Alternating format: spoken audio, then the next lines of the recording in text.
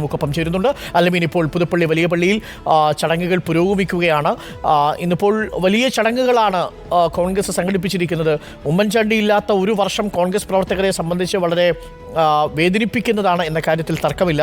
പുതുപ്പള്ളിയിലാണെങ്കിൽ നിരവധി തീർത്ഥാടകരെ പോലെ ഉമ്മൻചാണ്ടിയുടെ ഖബറിടത്തിൽ വന്നു പോകുന്ന കാഴ്ചയും നമ്മൾ കണ്ടിരുന്നു.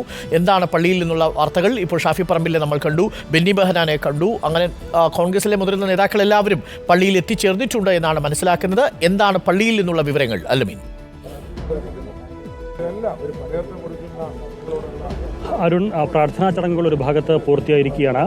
ഇന്നത്തെ ഈ വാർഷിക ദിനത്തിൽ, ചരമവാർഷിക ദിനത്തിൽ ക്ഷേമ പ്രവർത്തനങ്ങൾ, കാരുണ്യ പ്രവർത്തനങ്ങൾ കൂടി നടത്തുന്നുണ്ട്. ജില്ലാ കോൺഗ്രസ് കമ്മിറ്റിയുടെയും അതുപോലെ തന്നെ ഉമ്മൻചാണ്ടിയുടെ കുടുംബത്തിൻ്റെയും ഒക്കെ പേരിൽ, ഉമ്മൻചാണ്ടി ഫൗണ്ടേഷൻ്റെ പേരിൽ, ഇപ്പോൾ ഉമ്മൻചാണ്ടി ഫൗണ്ടേഷൻ്റെ പേരിലൊരു വീൽ ചെയർ വിതരണം അത് ചാണ്ടി ഉമ്മൻ നിർവഹിച്ചിരിക്കുകയാണ്.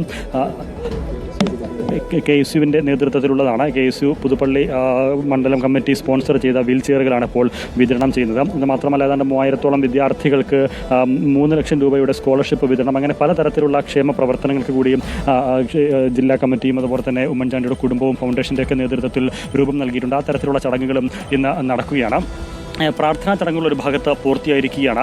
കോട്ടയം ഭദ്രാസനാധിപൻ്റെ നേതൃത്വത്തിലായിരുന്നു പ്രാർത്ഥനാ ചടങ്ങുകൾ. പള്ളിയിലും അതുപോലെ തന്നെ ഈ ഖബറിടത്തിലേക്കുമൊക്കെ പ്രാർത്ഥനാ ചടങ്ങുകൾ നടന്നത്. അതിനുശേഷം കുറച്ചുകൂടി കഴിഞ്ഞതിന് ശേഷം ഉമ്മൻചാണ്ടിയുടെ നേരത്തെ പണി നടന്നുകൊണ്ടിരുന്ന വീടുണ്ടായിരുന്നു. ആ വീട്ടിൽ നിർമ്മാണ പ്രവർത്തനങ്ങൾ ഇപ്പോഴും പൂർത്തിയായിട്ടില്ല. ആ വീട്ടിൽ ഉൾപ്പെടെ ധൂമ പ്രാർത്ഥന, ചാണ്ടി ഉമ്മൻ്റെ MLA ഓഫീസും വീടും ചേർന്ന് പ്രവർത്തിക്കുന്ന സ്ഥലങ്ങളിൽ ഉൾപ്പെടെ ധൂമ പ്രാർത്ഥന ഉൾപ്പെടെ വരും മണിക്കൂറുകളിൽ നടക്കാനിരിക്കുകയാണ്.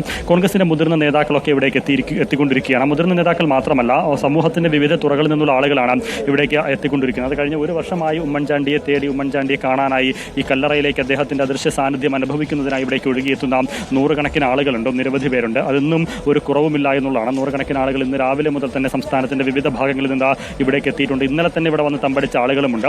പ്രാർത്ഥന നിരന്തരമായി കാത്തിരിക്കുന്ന ആളുകൾ അല്ലെങ്കിൽ ആ രീതിയിൽ ഇവിടെ ഉണ്ട്. 11 മണിയോടുകൂടി ഗവർണർ ആരിഫ് മുഹമ്മദ് ഖാൻ ഇവിടേക്ക് എത്തും.